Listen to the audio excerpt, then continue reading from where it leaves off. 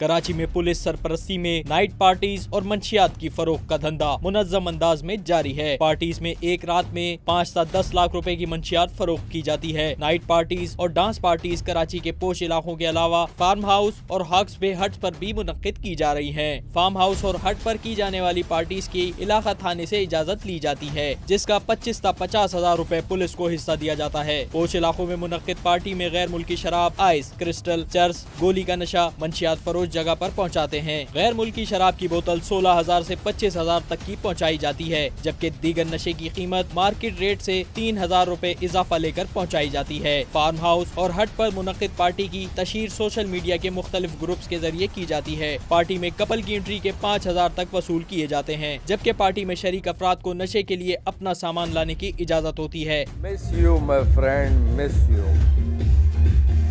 तेरा डांस देखना है मैंने।